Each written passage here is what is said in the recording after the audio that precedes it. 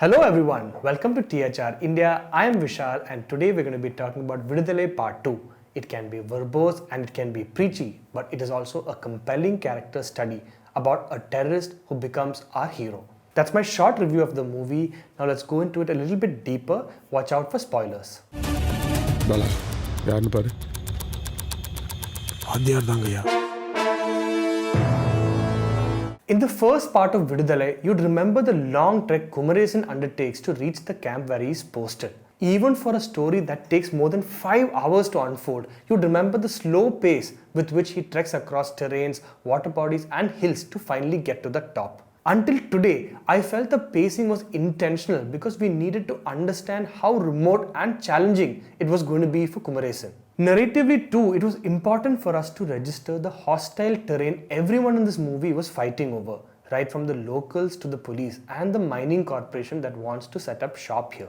But as we enter the sequel, we realize soon that we're being led down the same forest we climbed up in the first part. It remains just as hostile and inaccessible for outsiders like Kumaresan, despite having lived there for months. But then there are people like Perumal, played by Vijay Sethupathi, who seems to know every nook and corner of this forest. And so the question remains, is this land still worth fighting for? And if it is, who are we fighting to take control of it? Unlike the first film, which was narrated almost entirely in the form of a letter Kumaresan writes to his mother, there are other narrators too in the sequel. Here we also get Perumal narrating his side of the story in the form of shorter flashback as Perumal is being transported from the police camp on top of the hill to a more secure checkpoint down below. Until this point, we leaned on Kumaresan to understand the events that were unfolding, unsure of which side to pick.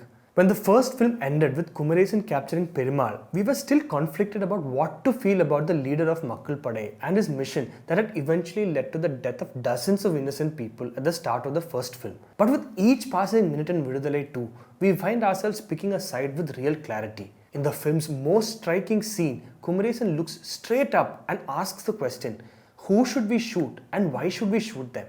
This switch happens because Perumal is a compelling character.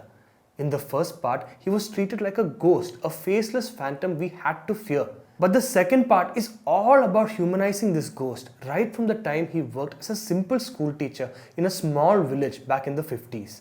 In the earlier portions, you find him to be just as naive and unaware as Kumaresan was at the start of the film. And by the end, we catch Kumaresan as he enters the same moral dilemma Perumal found himself in when his leaders came under attack. This angle makes the film special because Perumal becomes more than just a person. He becomes the personification of an ideology. You may hurt or even kill him, but he will live on in some form because of what he stands for. Kumaresan could be the next Perumal, or it could be any other constable who joined the force just when Kumaresan did. But this notion does not extend to the concept of heroes alone. The faces of villains too keep changing even though the actions remain the same. In one scene, we witness factory owners and zamindars sitting around a dining table when they're forced to come together to fight unionizing laborers. And in the very next, we find IAS officers, ministers and police officers sit around a similar dining table discussing a similar issue. It's as though decades have passed, but the enemies have only emerged in newer form. The writing is dense and complex, taking us through a series of events that resulted in the formation of the Makkal Padai. In one of the film's best dialogues, Perumal asks the police officers the moral high ground they take when they feel it's fair to kill one person if it results in saving the lives of 5 others. Yet despite many gems like this and the heartfelt romance you feel between Perumal and Mahalakshmi, you find yourselves drifting in and out towards the second half.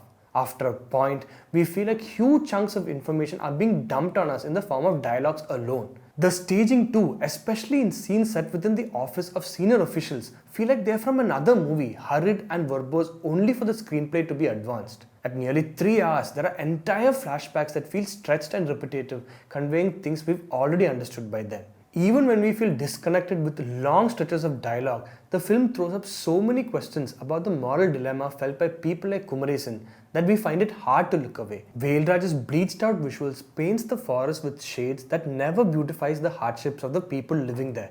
Just like how Ilayaraja's score is most effective when he gently nudges us towards the inner layers of people like Perumal. It may have stretches where we feel like the film meanders along a lost path like the central characters in the film coming down the forest. But as a character sketch of a man like Perumal who is part human, part mythology, Viduthalai is a powerful portrait about how one man's terrorist is another man's freedom fighter. That's my review of Viduthalai Part 2. If you like this review, please hit like and subscribe to the Hollywood Reporter India.